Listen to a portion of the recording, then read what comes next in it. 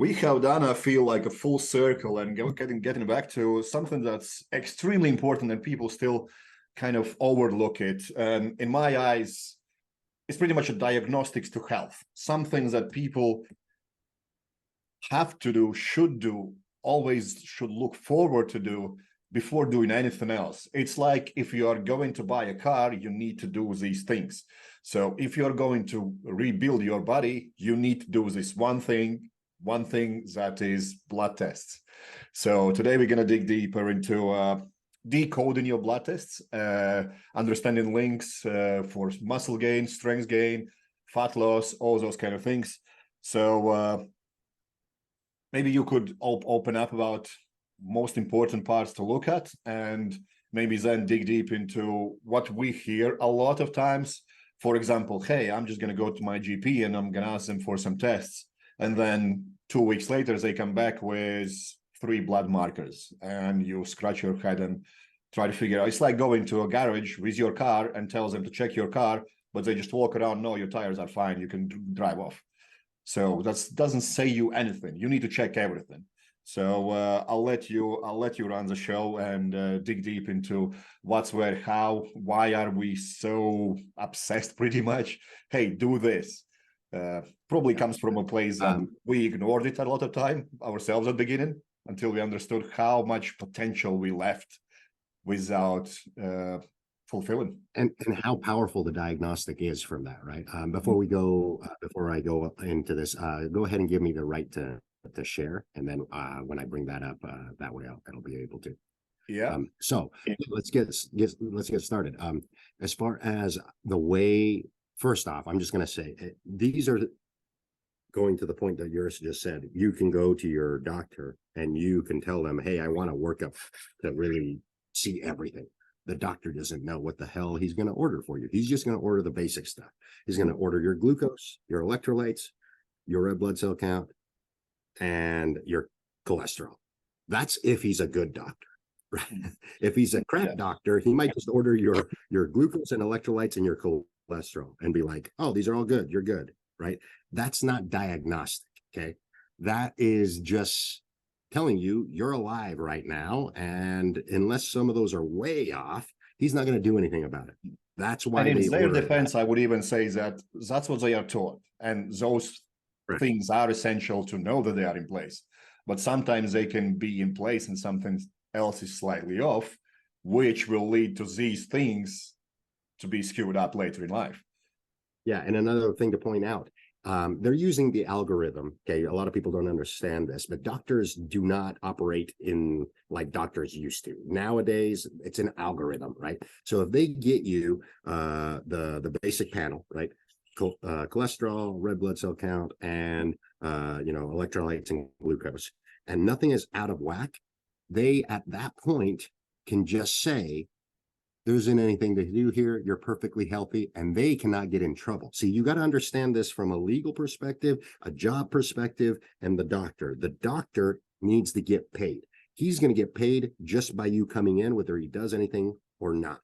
Okay, if he does something, and even to add to that, what you just said is they have been doing it for years. But I remember when I did my first blood test, when my powerlifting coach asked me to do that, he was always asking us to do that.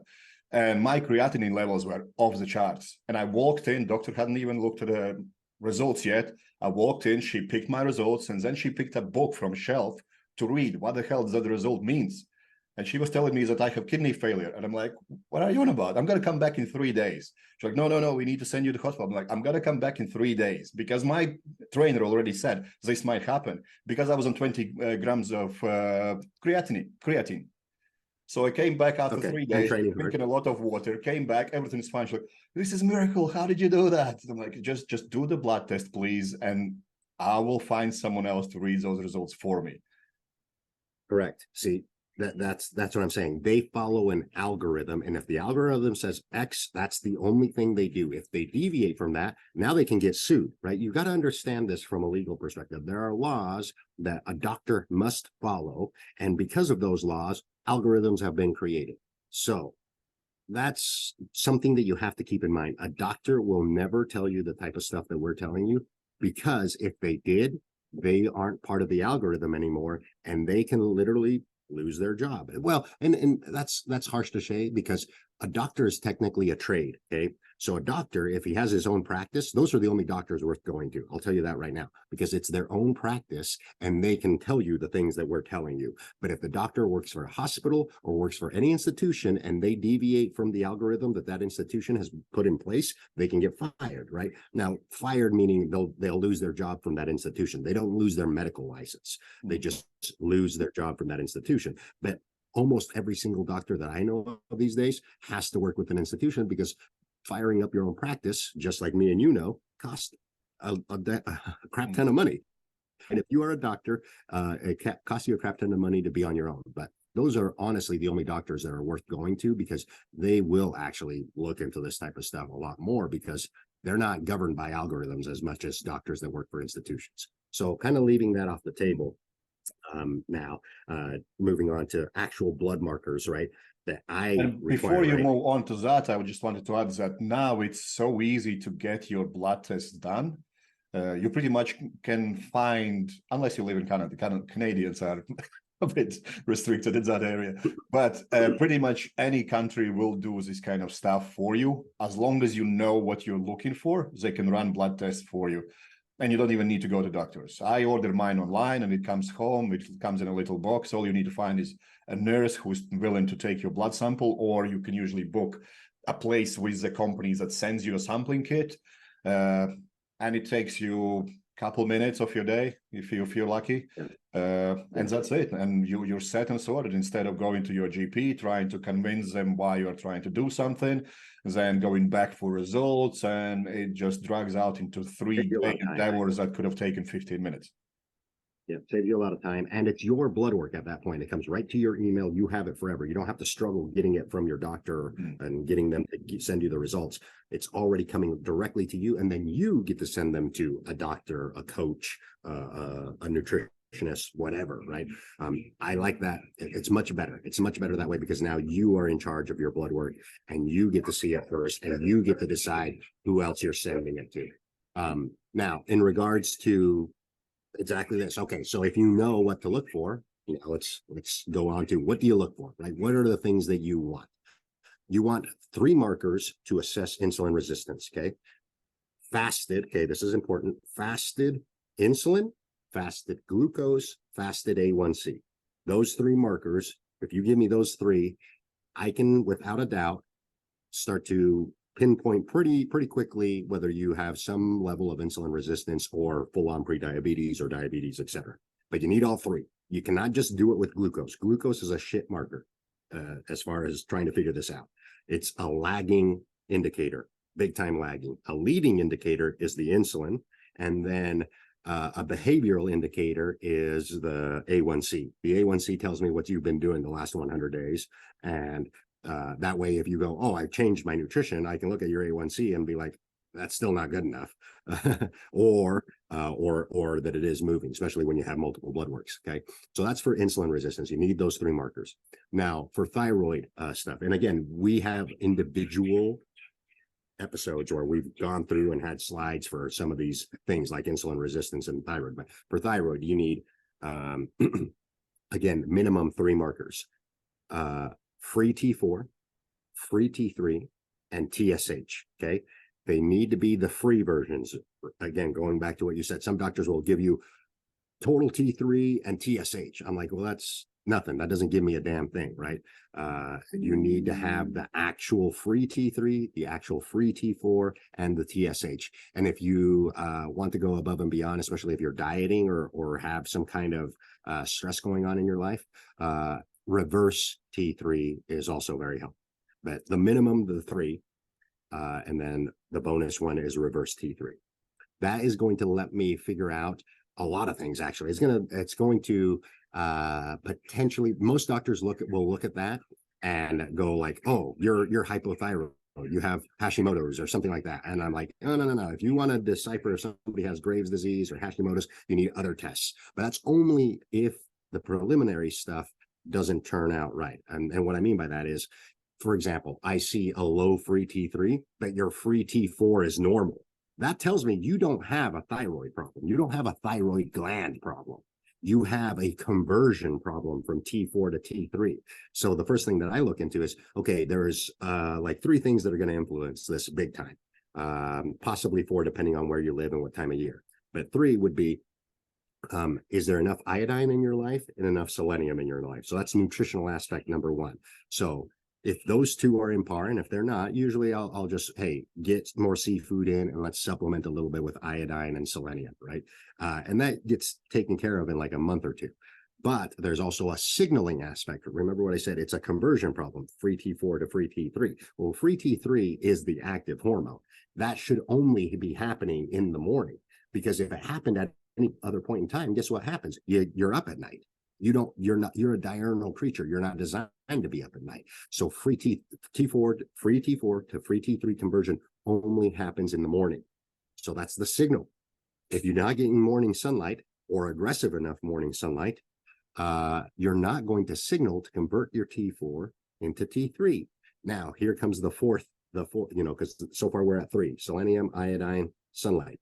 If you live somewhere with 4 seasons and it happens to be winter, the sunlight is only going to be a mild stimulator of conversion of T4 to T3. That's where cold comes in, right? This is where people balk at me all the time. Hey, I don't like the cold. I'm like, I don't give a crap. You live where it's cold. You have to initiate it with that, because going outside when it's cold, you're not getting sunlight. You don't have control of that. This is, people forget, just because you can turn your thermostat up and down and turn your lights up and down doesn't mean that you're in adequate environment. If you live somewhere it's cold, you better be somebody that likes the cold in the winter, because that's the thing that's going to drive your thyroid cascade. Okay, so that's why there's a possibility of 4 things that are going to influence that. If you live somewhere with 4 seasons and it happens to be winter, and you show me blood work that shows adequate T4 but poor T3, the first thing I'm going to tell you to do is get outside, get freaking cold every single morning, so that we can start converting that free T4 to free T3. Okay. And just again, to kind of repeat what we have talked million times, it doesn't mean go outside and jump in an ice bath. Just go outside and cool down. Exactly. Register the environment. Register the environment with as much skin exposed. You don't have to go into a bath. If you were, can we accelerate it if you go into a bath? Absolutely. I promise you, and I've seen this flip over, like, hey, you're technically hypothyroid. Your free T3 is so low that a doctor is trying to give you thyroid medication. But then we look at your free T4 and it's actually kind of elevated. You're making plenty of it. I'm like, you don't have a thyroid problem. You have a conversion problem. And I'm like, go outside and get in a cold bath. And 4 weeks later, like, they're like, how can I do this as quickly as possible? I literally said, get ice cold for 10 minutes every morning. And they're like, okay, I'm going to go all out. I'm going to get an ice bath and do that. I'm like, okay, do it. I bet you with that degree of aggressiveness, it's going to turn around in 4 weeks. Sure enough, 4 weeks later, their free T3 was up to like more than halfway past the midline of the reference range.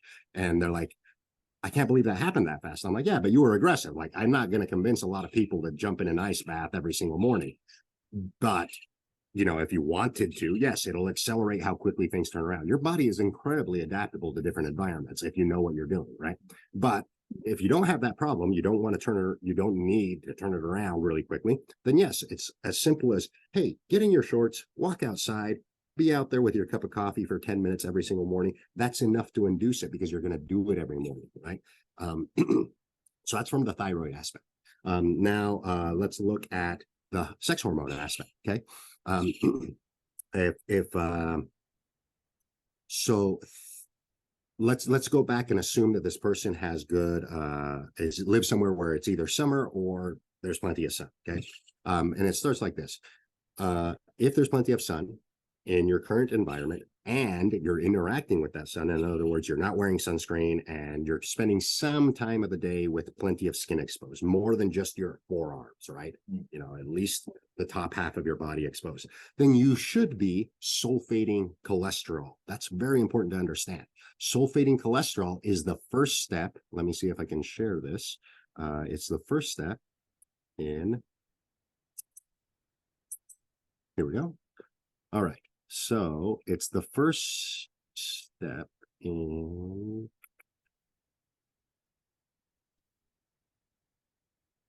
Here we go, right here.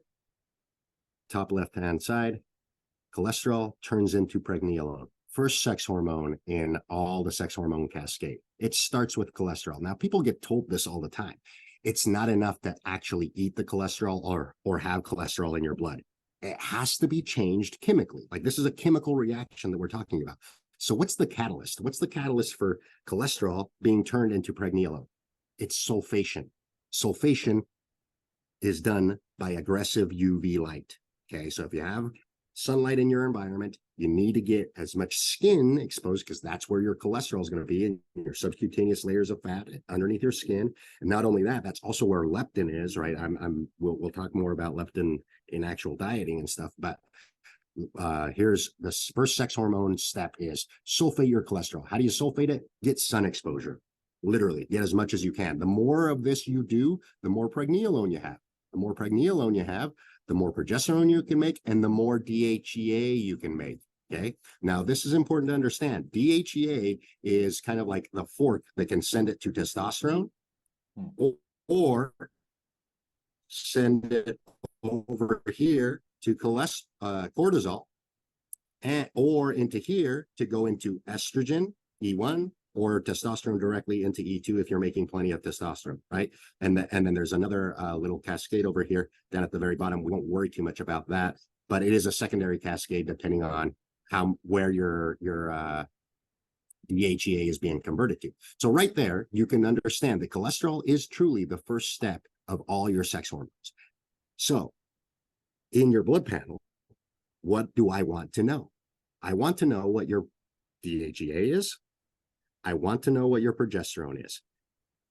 If you can, you know, this one, pregnenolone, is not tested very often, but if you can get a pregnenolone test, it's even better. But just by having a DHEA test and a progesterone test, I actually could care less about your testosterone and your estrogen. But more than likely, if you're getting DHEA and you're getting pregnenolone, you are also going to get testosterone and estrogen. So what does that tell me? Okay, the DHEA and the progesterone, and then I do always want to collect cortisol test right here. What does this tell me? It tells me a lot of information. It tells me a lot of information about your behavior. It tells me a lot of information about possible stresses in your life, and this can lead to, especially for athletes and stuff like that, as far as any kind of a stressful environment that stresses the cell will induce something called pregnenolone steal. And I have a slide for that, and basically it breaks down what I'm talking about. But number one, when we get your blood work, if I see low DHEA and low progesterone, like not even flag low, but they're at the lower end, that automatically tells me that this first step is lacking. Now, if it's winter, that makes sense, okay? You didn't do your job in the summer to make a bunch of sulfated cholesterol to make into pregnenolone. But if it's summertime, the first thing I'm going to tell you to do is get your ass outside at least 20 to 30 minutes and start getting a tanning session going on, so you can start making plenty of this so that your DHEA can go up and your progesterone can go up.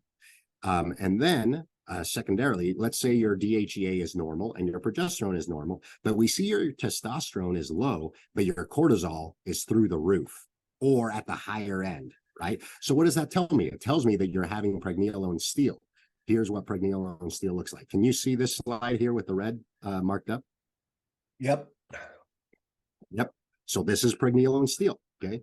This is what goes on when your cell is stressed in some kind of way.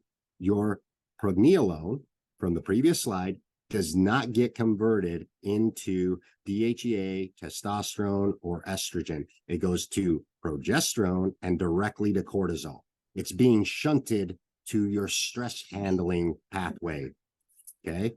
So if you look at, if we look at this previous slide, just so that we're all kind of on the same page, what ends up happening is pregnenolone goes to progesterone and then straight over here to cortisol, and it stops going to DHEA, or the DHEA is normal and it goes here and goes into here, right? But essentially this whole side gets cut off.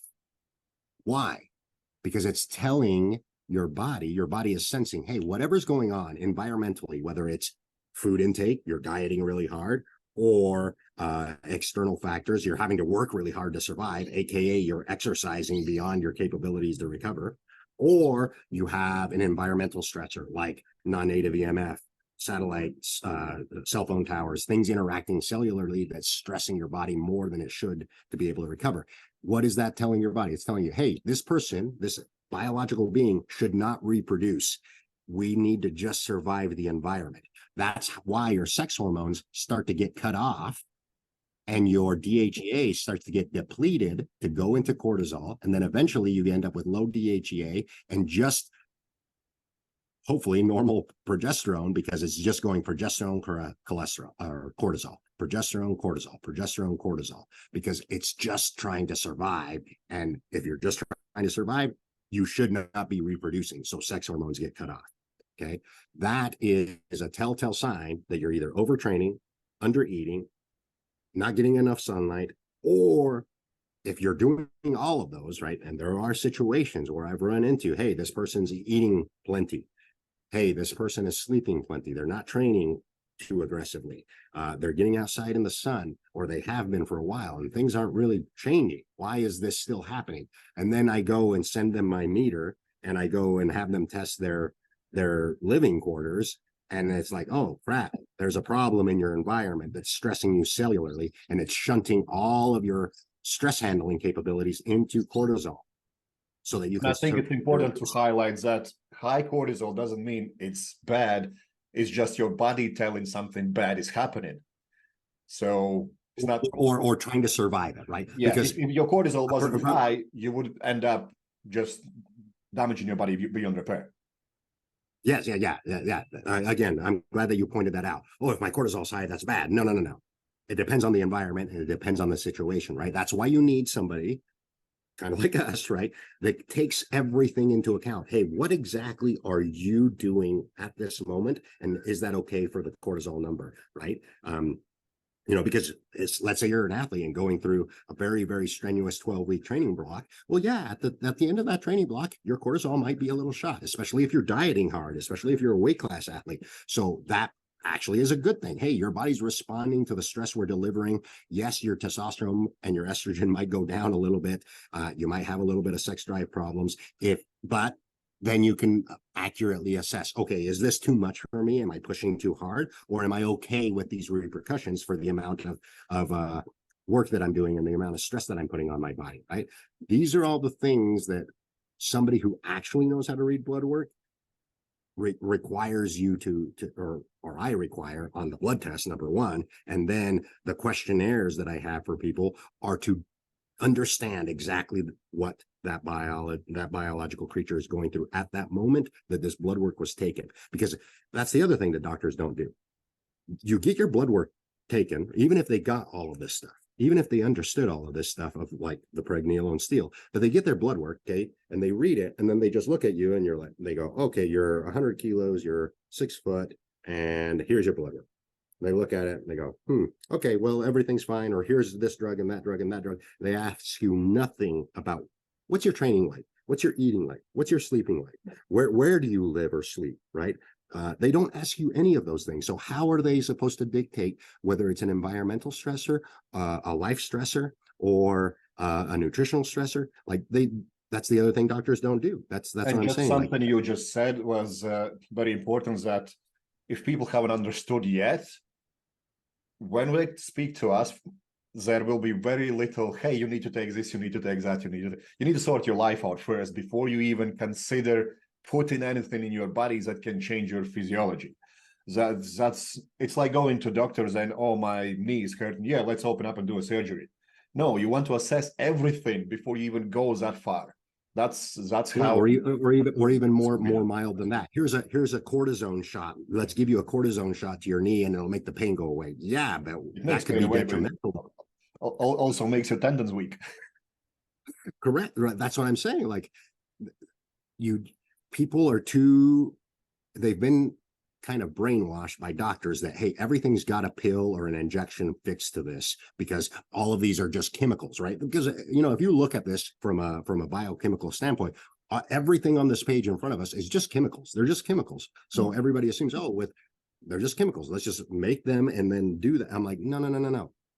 It started with specific environmental sensors so that you, as a body, as a biological being, can accurately assess what needs to happen when, depending on your life stress, your nutritional stress, your exercise stress, and anything that interacts with your cells. You have to understand it, that you are made of trillions of cells and they all have to work cohesively.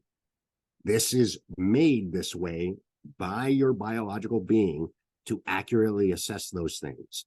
If you start looking at it from that perspective, you will make much better decisions around what you should and should not be doing or taking. And for some people, there will be no other choice but to take something, but you really want to pre-exhaust every other option first until you get there. No, you have a very, very good point. Like, okay, for example, let's say you live somewhere that you are like you're this classic person that I talked about, where it's like DHA is low, progesterone is high, you have a decent cortisol level, but all of this has been cut off. We get your environment tested and your environment is cracked by whatever means, maybe it's a cell phone tower, maybe you live next to an Air Force base, etc. Right? Like you actually have some interference going on.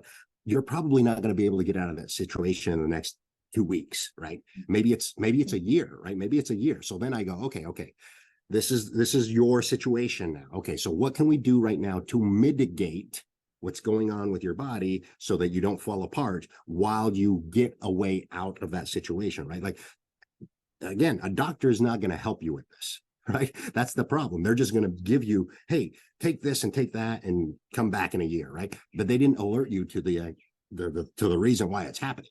I'm going to alert you to the reason why it's happening. And then you can make the decision of like, okay, well, I understand. And I know that I need to change something. If it's an environmental change, that's going to take me a while. What can I do in the meantime? Now you can start playing with chemistry and other things, right? Like, for example, here's the thing.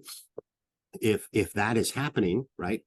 Why is this happening? It's because it's a stress for this particular example, right? Of somebody living, let's just hypothetically say, next to a radar station, okay? And so all their DHA is being depleted to cortisol and all their progesterone is going to cortisol. We want more testosterone and we want more estrogen and we want still plenty of stress handling capability. So the first thing that I'm going to do, right, is I want to turn down the sensitivity to the environmental stress of that person. How do we do that? Well, I know, because I'll have them tested, and it's like, oh, this is a light stress, right? Remember what we said on our episode of electromagnetic fields are light that we can't see. So this is a light stress. So I have them start doing cold and every morning and every evening. Why? Because that turns the dial back to us governing it with cold, and it becomes less sensitive to light, right? So the environmental stress of light gets dampened. So now the stress response will be lessened, okay? So that starts to mitigate the actual environmental stressor.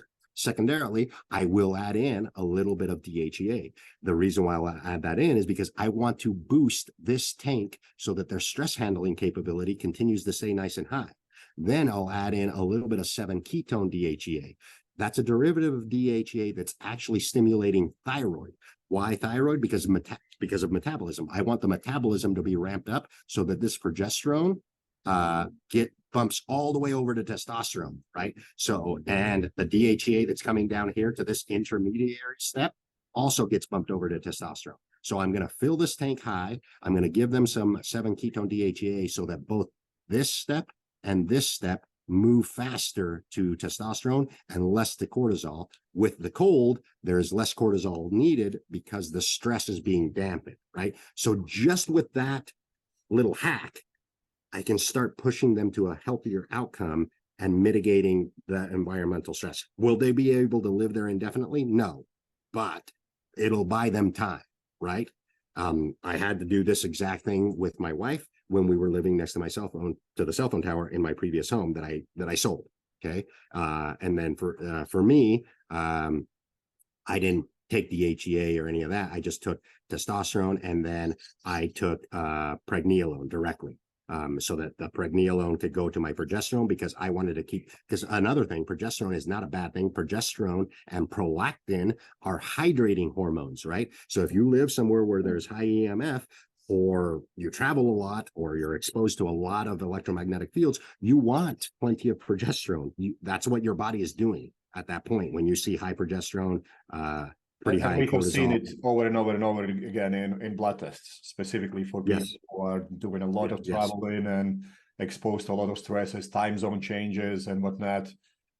For Yes. someone else, they would look on that and say, dude, are you fine? Because sometimes it can lead even to mental disorder. But it actually just shows that your body is extremely adaptable and handles the stress you're putting under exceptionally well. So sometimes readings being off for someone who doesn't link these things to your daily lifestyle and whatnot, they might interfere and actually make you worse when your reading should the worst thing that keep you healthy. Yeah, the worst thing you could do with something like that, if somebody was dealing with that kind of a stress, is all of a sudden start taking an anti-progesterone or an anti-prolactin, because what you're going to do is actually dehydrate them more, and their body's trying to keep them hydrated because of the electromagnetic field stress. You'll actually lead to greater deterioration of tendons, ligaments, that sort of stuff. So I was taking pregnenolone to facilitate more progesterone, to facilitate better cellular hydration and cortisol handling capability while taking my testosterone.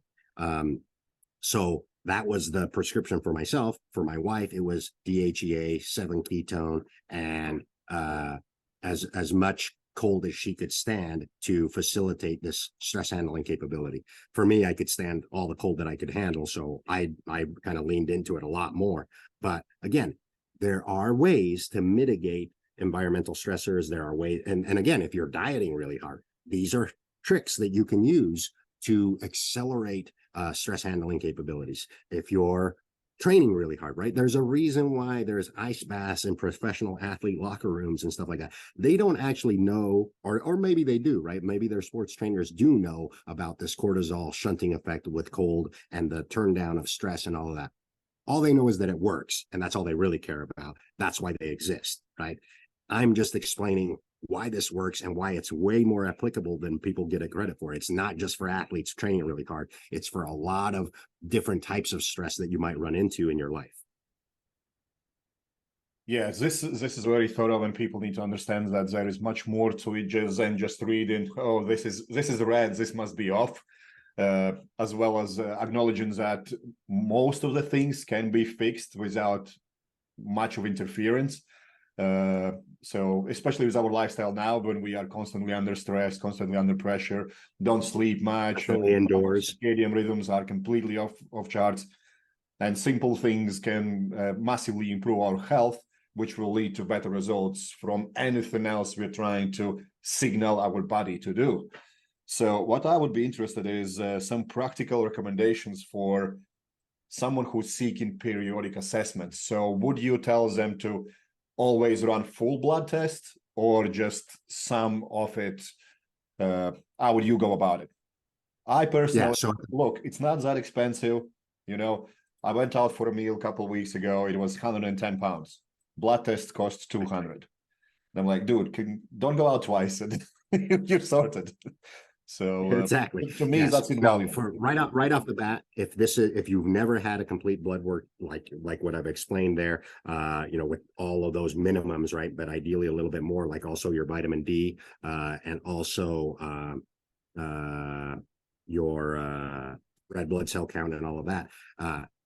If you've never had that, that's an investment to get started. If you live somewhere with 4 seasons, you need 2 of them. You need one in winter, you need one in summer. If you're somewhere where it doesn't really fluctuate, it doesn't really matter when, but you need at least 2 of those so that you know what your capabilities of your body is in both of those environments, poor sunlight environment and a high sunlight environment. If you're somebody who permanently works indoors, it's not going to matter because your body doesn't actually understand that there's seasons. So again, you have to assess that for the individual, but you at least need 1 or 2 of the full blood tests, depending on the time of year and where you live.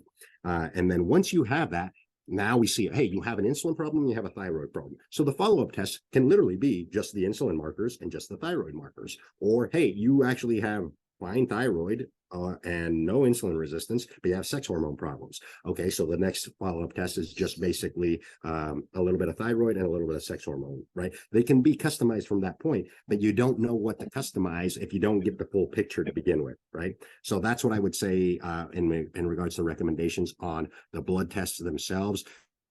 If you haven't got those all done, get them done once at least. And then you can assess on how you can individualize the follow-up tests, depending on the recommendations that you're supposed to do, right? That I do this with consultations all the time. Even people that, you know, sometimes I don't have room for athletes or a new person, but I'll do consultation, I'll read your blood work, and then I go, okay, do this. This is the lifestyle change that I want you to do. I want you to take, you know, it's usually like 1 or 2 supplements, if that, sometimes, right? And then a little bit of nutritional change. And I go, follow this for 12 weeks, follow up at the end of those 12 weeks with these blood markers, right? And then boom, they send me back those 12 weeks later, they send me back those blood markers, and I go, oh, perfect. These moved in the direction that we wanted them to move. They are actually perfect, or there's 1 or 2 that are still a little bit off, but the rest of them move adequately. Keep doing what you're doing. Or it's like, oh, we need to be more aggressive. These are the changes that I want you to do to your protocol. It's not that much more difficult than that. When I'm working with one-on-one, I program that in, right? Like I literally have, hey, blood work here. These are the markers I want. You know, at this other point in time of the year, here, blood work here, these are the markers I want, because I know what their training and their nutrition and their stress is doing throughout the year. But yeah, I mean, that's just, you know, and the I would go basics as of, far as and say that it does not necessarily require you to do anything, but do your blood test anyway. Even if you're not training, even if you're not changing anything, knowing where your health markers are is extremely important. Don't wait until you start feeling bad, because that's too late. That's already too absolutely, because something that you didn't really say, but you said inadvertently, is you are always changing. Every year is not the same year, right? You're 1 year older, your body is changing. Here's the other thing. Modern society is moving quickly. Just because you don't have any environmental stressors currently doesn't mean you're not going to get them 6 months later, 1 year later, when somebody built a new facility or somebody put something else, and then you get a blood work and it may alert you way before you start seeing symptoms, right? Yeah. That's very crucial to understand. No, awesome, David. Thanks for your time as usual, and I'll see you next video.